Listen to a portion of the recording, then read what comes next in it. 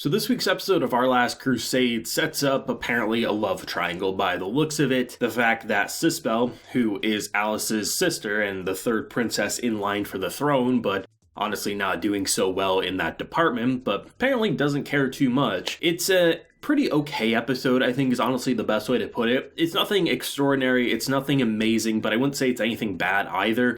It's more or less a setup episode, and honestly, the way they do set it up and what happens by the end of the episode, I think there's a lot of potential for quite a bit of drama for episodes 11 and 12 as we wait to see if there will ever be a second season. It's fascinating to me because with the mother and Alice as well as Rin going into the room to see what has she been doing, kind of curled up all in her room all by herself all this time, and you discover a newspaper on Iska, which Alice has a firm love and desire to keep him safe but also get him on their side. If the mother discovers that newspaper, if she keeps it from her, I feel like there's going to be a lot of investigation into this guy, and I think it's just going to cause a lot more trouble than if it was just Alice and Iska kind of interacting from time to time. The whole love triangle with Sisbel clearly in love with her knight, the one who set her free, is understandable, but is obviously going to be some drama that is going to probably rile up both the divide between the sisters and Iska's, because Iska, I feel like 100% if there ever will be a romance, it will be with Alice, but it's going to be an interesting drama should they even touch upon it a little bit in the remainder of the season.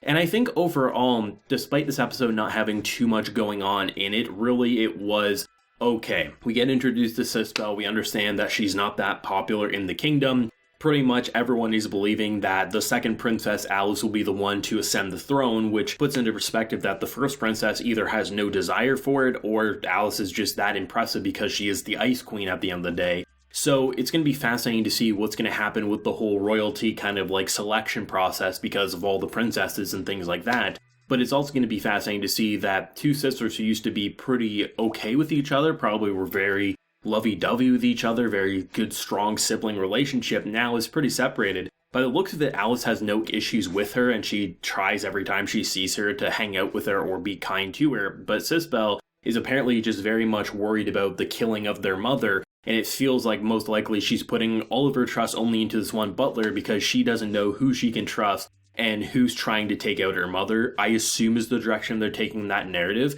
because the fact that she would push away from Alice, who is pretty much kind of like basically seems to be the one who's going to get the throne when the mother dies. It feels to me that the reason she's pushing away from someone like Alice, despite probably loving her as a sister, I think the reason being is most likely she's firmly believing that she can't trust anyone, even the person who's best suited for the throne, which just so happens to be the second princess. So I'm curious what's going to happen here, because the idea of her wanting her knight, probably one for a love triangle dilemma that anime and manga love to use, but maybe she also wants to find Iska so Iska can protect the mother like Iska protected her, maybe get Iska on her side, because most likely in a similar way that Alice wants Iska on her side, she wants him to be this protector, this great knight that will never let any harm come to her or her mother. That kind of feels like the way they're building it up, and it'll be interesting to see what someone like Iska's going to do, because Iska's the type of person who he firmly believes in the side that he's fighting for, but he also doesn't believe in the side that they come from,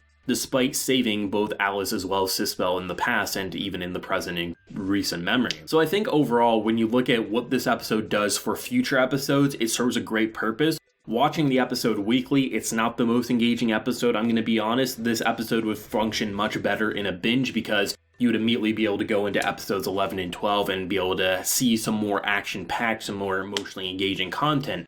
But you can't deny the episode did serve a purpose in establishing more in terms of the hierarchy with the princesses and the royalty, the royal selection, but also the drama that's going to come with it. And I'm not going to say that the drama of like two sisters loving the same guy is the most original anime plotline ever, but I think in the context of it being this like royalty, it does serve a kind of unique flair, but it's obviously all dependent on the execution of what they do with this plotline, and with 2 episodes left to go, it's hard to say what they'll be able to really accomplish with that amount. So I kind of imagine that next week's episode will function getting a bit more conversation, a bit more information on Sisbel's side, and then probably some conflict revolving around the mother with the last episode, and maybe Iska coming face to face with the queen herself. I could see something like that clearly happening, but overall, this was an episode that didn't blow me away. It didn't knock my socks off. It was just an okay episode that kind of entertained me. I didn't really feel bored watching it. I mean, there were some cute moments with the whole vacation that they were forced to go on because they've been working so much. But then you also have the whole, like, okay, really, what are we watching right now? Like, what's the narrative? Like, where are we going with this? So once you get more on the Sisbel side, you get to see, like, what's actually happening. The idea of them taking a vacation is just so a convenient meetup can happen with Sisbel.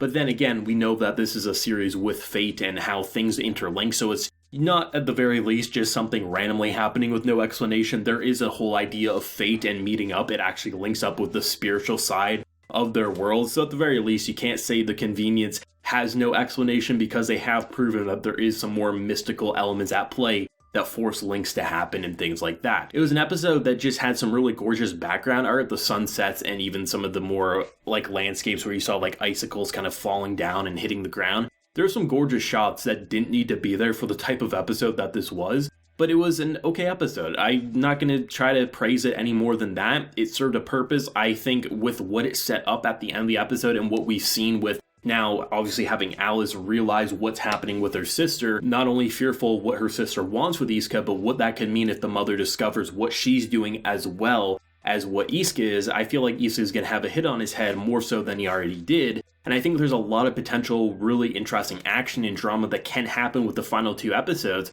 And for that, I respect the episode for being here, and I'm hoping that they use this setup in a really good way, because so far, I've really enjoyed my time with Our Last Crusade. I've never claimed it to be a masterpiece, but it's a very enjoyable series that takes those cliches and generally runs with it to be something at least entertaining, if not pretty interesting and new, all things considered. So if they use this setup right, and they don't just make it a love triangle for no reason, they could really do something special with the final couple episodes, but I guess only time will tell. I do like the captain's kind of fear of what's going to happen to her crest, because that's a legit fear that she has to deal with. So her having that vacation is kind of a blessing in disguise, so she won't have to have the checkup, because they all receive those temporary crests, so it makes sense that they would check up to see did they dissolve properly. And when you see the captain Tazin, they're gonna be like, okay, well, she's clearly a witch, we have to kill her or imprison her or something like that. So there is a convenience there in terms of her getting off scot-free, but like Jin says, this isn't a blessing in any way, shape, or form. Like, we were supposed to die 3 times over, there's a lot we have to be fearful of.